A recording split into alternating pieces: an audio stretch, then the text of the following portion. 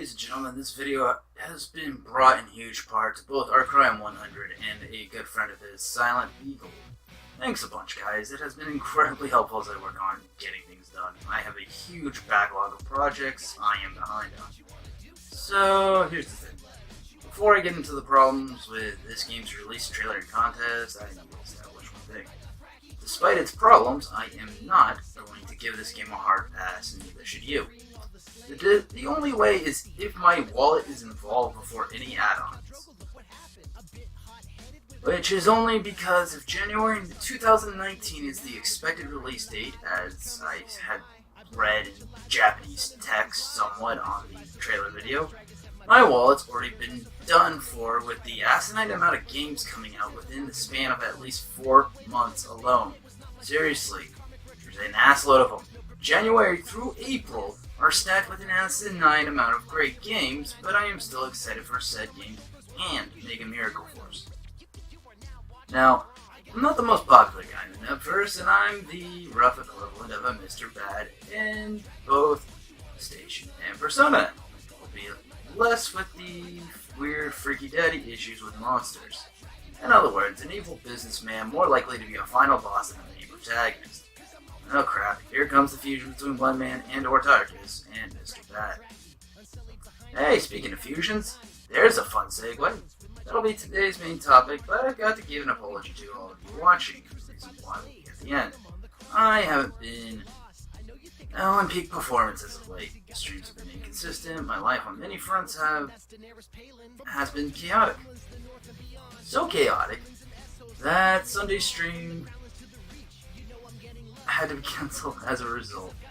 I canceled Monday's stream as well, but only really once to talk about tonight's topic and reading and editing like Monday and Tuesday. Things will hopefully return to normal soon because we'll probably stream on Wednesday. That being said, all streams for a long while will end at 8 p.m. Pacific Standard Time, as sharply as a game will let me possibly be. That being said, such a realistic time will help me transition in the daytime, while allowing me to go back to college and learn even more so I can do even crazier things than I've already accomplished in a small window of 28 years of my life. I am dedicated to constantly surpass myself and others to hopefully put out a better product. I want to keep doing this YouTube thing until it becomes time for me to be a politician full time, which will take at least upwards of 10 years for certain requirements I've set up to pull off something incredibly crazy that's neither here, there, or even 10 years from now. That being said, time to get a little closer and further on topic. Mega Miracle Force. Mega Miracle Force is the latest attempt by CompileHard to further extend their influence on the mobile gaming scene. Soon, consoles will be nothing more than a personal obligation for them. And if consoles and sensors have their way in going too far, then they may move entirely over to mobile. I doubt that despite Sony's relocation to California, they will go that far in censorship, as it is mostly games that are censored, albeit there's one exception, but we should operate as that being an exception rather than the rule at this point. But in the case that it does, the mobile scene is where CompileHard will move. Sorry for the stutter. I'm still mostly a Sony guy despite censorships, but that's an entirely different Pandora's box I won't open here. The reason why I'll occasionally feature mobile games is that we're in a trend where game companies will put out games for mobile more often than consoles. It is so much easier and takes less development effort to port to mobile. They're seeing the dollar signs / yen signs like crazy because the formula is less work plus more pay equals better business practices. Seriously. I don't know how much effort, the people who created Fate Grand Order put in, but from what I understand, they made like $2 billion. But even if that's not enough proof, Hawk 2.0 alone is proof of that. Because despite me passing him by earlier, before I had reached 1,000 subs, with my self-busting ass and constantly rigging algorithm and following trends of games I like, he puts out a single Zerling video and ends up passing me by. No sour grapes, because the man works hard. I also feel a bit saddened by Senpai Play saying no to a collab, but considering my viewpoints and notoriety, I am just glad to get any opportunities to work with anybody. Yet on this very vein of business practices, I am rather skeptical of compile art. Not to mention, I am 99% sure that Mega Miracle Force is this 1000% expectations game the staff mentioned, which in my opinion falls short of it. Falls short if it is. I am skeptical of its success, and I think it might go the same route as Chaos Shanper. I'll have to wait until gameplay is actually shared first, though. Even more scenarios make me skeptical of its quality, such as the fact that in the trailer itself and the contest that the person on Reddit submitted, I only know through pictures, I don't actually go to Reddit personally, excludes several titles for no good reason. In the trailer alone, it skips roughly about 5 to 6 years worth from memory of gaming content. Even then, looking at back at it now, it's almost 8 to 9 years. If we're judging by date releases, we're missing 2 games vital to the company: Data Life and Record of August War, the latter of which was the true predecessor to Neptunia. If I do remember the trailer correctly, Trinity Universe, the one Yellow Super Nintendo falsely claimed as the predecessors, also is. By the way, he's a dude with great content, and so are a lot of people I'm mentioning today. So I will be mentioning a lot of people today, alongside myself in Selfish Way, but you'll see what I'm saying soon. There's several problems here. Notably, skipping entire games which were vital to the development of Compile Heart's flagship franchise of Hyper Dimension Neptunia. I mean, Cross Edge, Data Life, and Record of August War were in some way important in this game's development. Data Life helped Tsunako modernize and clean up her 2D sprites. Some of the best work of Tsunako's arts can be traced to the great designs of Data Life. Here's 2 differing versions we can go by for this release argument. We can either judge by the Japanese release argument or the English release argument. Japanese releases means that the argument of it only featuring English released games and therefore excluding Data Life is invalid, since judging as such would only require Japanese releases, which the Japanese releases is a more valid argument than the English releases, as the contest features Death End Request, whose English release is most likely set for after the release of this new game. It depends if Mega Miracle Force comes out in January as the description describes. If so, then the English argument holds no water. On the context that the English argument does hold water, there's still no reason to exclude Augurus or Trinity Universe, even if their stories fall short or their mechanics are mostly unappealing. You have major villain bosses for potential to create with both. You can experiment with bringing mechanics back in refinement, like with Augurus. Also, there's your excuses not to at least include Augurus. If not Trinity Universe or Data Life, 2 also good games that you could include, you do realize that Mega Miracle could also bolster profits when you consider the fact that Augurus Senki Marriage is getting a Steam port rather soon if it isn't already out. Putting in all forms of Augurus characters is an actual act of good business cross-promotion and may even inspire new fans to enter the fray. Which is where we come to the bad business decision. No matter how you slice it, this contest is not a good idea.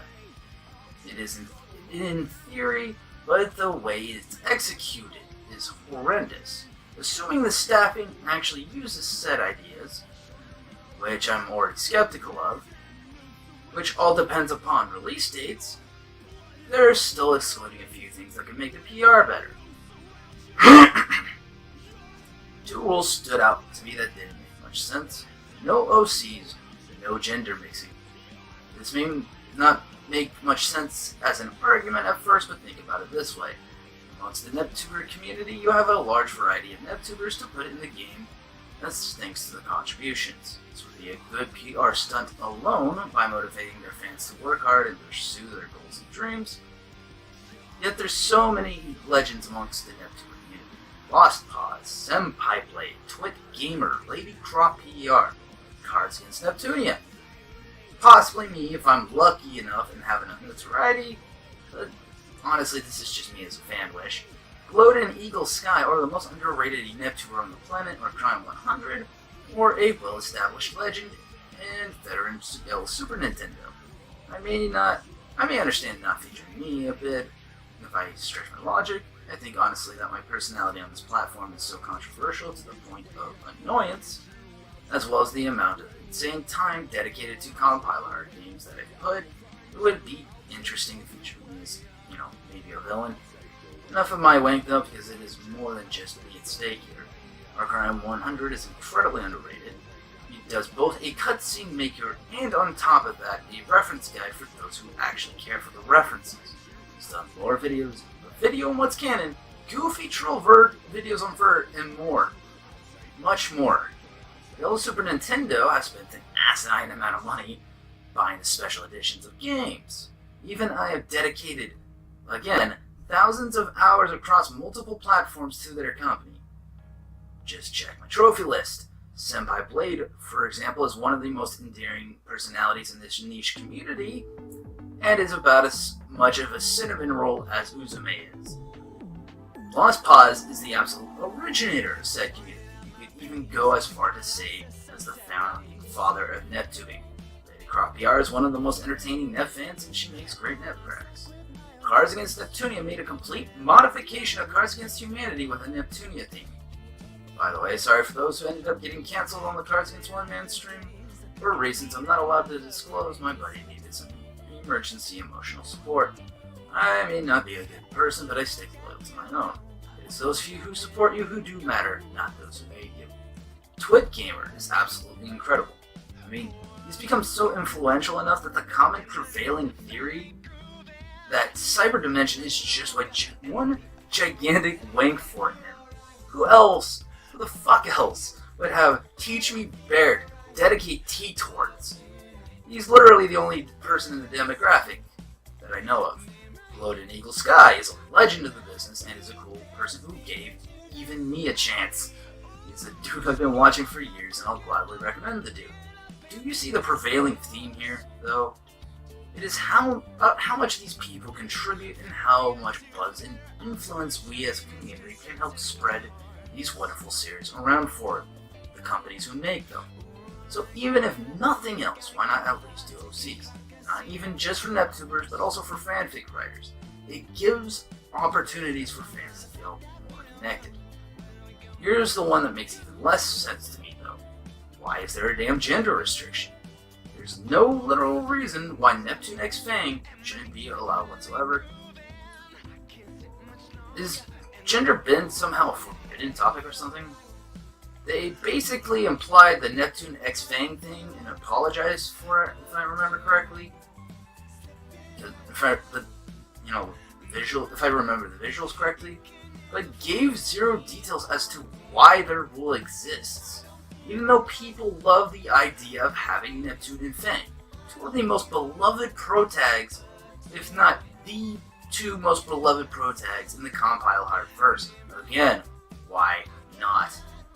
There's so much potential being shoved down the drain to the point where I doubt this is a PR move based on the sheer stupidity of it. By the way, Teach Me Histy brought up a good point on a comment section as well, because they don't even include Mary Skelter. It just reeks of either laziness or a complete misunderstanding of the fanbase entirely. Even if you exclude OCs and NetTubers, or the fact that there's certain games excluded based on certain logics, why on earth would you deliberately deny fans what is so damn transparent what they want? They flat out stated no on the rule and gave zero reason why. There's just so much failed potential here that it bugs the crap out of me. By the way, depending upon release date, and if you use the English language arguments, why is a non-English released game on the accepted list? Don't get me wrong, I love Death and Request, but unless I read the release date wrong on the trailer, Mega Miracle Force is coming before Death and Request's English release date, which is in February. So, unless there's a fact check to the contrary by English release logic, Death and Request shouldn't qualify, which is why I believe in the Japanese release logic. So not only is there immense inconsistency, not being in touch with the most avid of fans, but there's also the flat-out denial of fan desires. Even now, though I now have zero interest in the contest itself, the game trailer looks absolutely incredible. I hope that Mega Miracle Force exceeds our expectations, but if you were to ask me, that impression will have to wait until I play it. I'm not confident in that for good reason, based on track record. It may turn out that Super Neptune RPG might actually be 1000% greater than Mega Miracle Force, only time will tell. I'll still be loyal to the company to the day I die, but in the end my skeptical nature overrides me at times. It just seems really odd and inconsistent. Well, what do you guys think? Are you guys excited for the game? Do you want me to do certain discussion videos related to this game or anything I mentioned? Do you think I gave myself too much wink? Or the others not enough wink? Or maybe you want to see me address other topics? Let me know in the links down below. Also, I don't mind explaining other games in the company's creation catalog if you wish to know. I am rather extensive in my fanhood, and I think my insight can prove rather valuable to the viewers. I am well traveled in this company's games after all. Now, I have something to apologize for officially in regards to the quality of my channel. For 2 years now, on and off, I've dealt with hard problems. Problems I hope to soon rectify, but it has been a battle. A battle I will win for you guys because I love doing this YouTube thing. I've grown to cherish this community despite our differences. So if you enjoyed this video, subscribe and like the video. Hit me up on Twitch at OneManCast, Periscope at OneManCast, Mixer, Bloody Renaissance, and Twitter at OneManCast346. The last one's kind of optional though, if you are, optional in the sense that, despite everything technically being optional, but if you are to, subscribe, do the rest, it's even more optional because I kind of mix my political life there alongside my anime fanhood. Twitter's political sphere is kind of addicting that way. Definitely do consider joining my Discord though. I may be odd, controversial, and weird, as well as my fans, but when you walk alongside one man, you never walk alone again. Do also subscribe to the many wonderful people I mentioned in the video. Albeit knowing that who this video applies to, now that I think about it, you've probably already done that. Oh, I knew I forgot about someone. Also, sub to Hogtooth series, a good lot as well. I may have controversial opinions when it comes to like Neptunia and other compile hard games, but I never legitimately hated anyone I've mentioned. Ladies and gentlemen, I hope you have a good night. Oh yeah, Samina Sai.